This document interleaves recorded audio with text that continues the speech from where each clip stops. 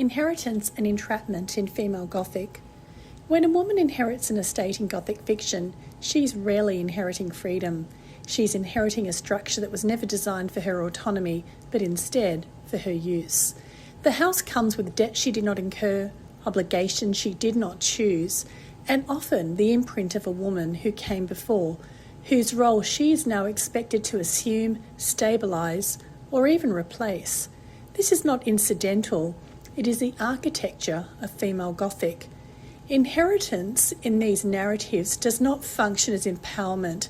It functions as assignment.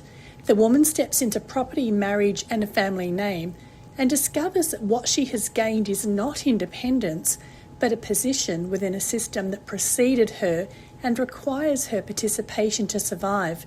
The trap was already set, and she has arrived to make it function. In female Gothic, the inherited estate is never neutral space. It is shaped by male lineage, male authority, and the assumption that women pass through these structures not as owners, but as stabilisers. In Daphne du Maurier's Rebecca, Mandalay does not belong to the second Mrs. de Winter, it belongs to Maxine, and it belonged to Rebecca. The new wife is permitted to inhabit it, but she does not control it. The servants correct her, the rituals precede her, and the house resists alteration. She's inherited access, but not ownership. But she is not unnecessary. Mrs. de Winter is required. She becomes Maxine's confidant, his moral shelter, the person who absorbs knowledge he cannot speak aloud. Her usefulness is emotional rather than economic, but it is no less essential. The house does not want her power, it wants her silence and her loyalty, as well as her capacity to contain. Entrapment here is not exclusion, it is incorporation. Female Gothic intensifies this claustrophobia by making women inherit not only houses, but other women. The first wife, the dead mother, the unresolved predecessor whose absence still organises and haunts even the space. In Rebecca, the second Mrs. de Winter does not replace Rebecca. She's measured against her. She's disciplined by her memory and shaped into a corrective version of what came before. Rebecca is dead, but her function remains. What is inherited is not identity, it is an expectation, and usefulness is part of that inheritance. The Gothic heroine is often positioned as a successor to a woman who suffered, who was silenced, or who disappeared under circumstances the family refuses to confront. The question is not whether she will serve, it is how much of herself will be consumed in the process of serving. This logic becomes unmistakable in Daphne du Maurier's The Scapegoat. Here, the man at the centre of the family is not morally ambiguous. He's an outright villain. He's cruel, manipulative, and destructive. But his villainy does not destabilise the system, it is sustained by it. And it is sustained through women.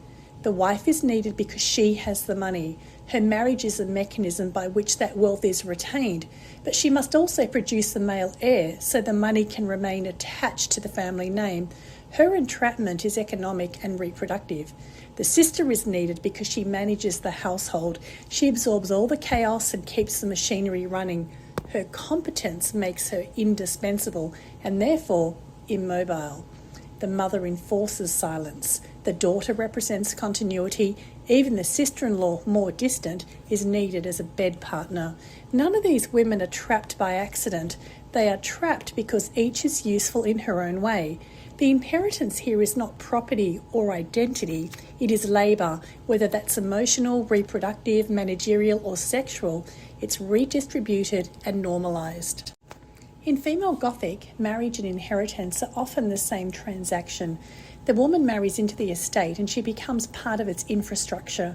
She gains position or protection, and in exchange, she provides what the system requires to persist. She doesn't inherit freedom, she inherits responsibility. Marriage is not partnership, it is absorption into a pre-existing order. The wife adapts to the house, the lineage and the unspoken rules because the structure depends on her to be compliant. Refusal is theoretically possible, but structurally it's impossible. Female Gothic does not simply depict women as victims of inheritance. It shows how inheritance actually depends on women. The system does not function without them, and that is why escape is so difficult. The house, the family, the inheritance, the lineage, they all require female participation to survive. The women may resist, she may recognise a pattern, and maybe she may even leave. But the knowledge of what she was needed for and what happened to the women before her does not leave. That knowledge is the most enduring inheritance of all, and that finally is the Gothic truth that female Gothic refuses to soften.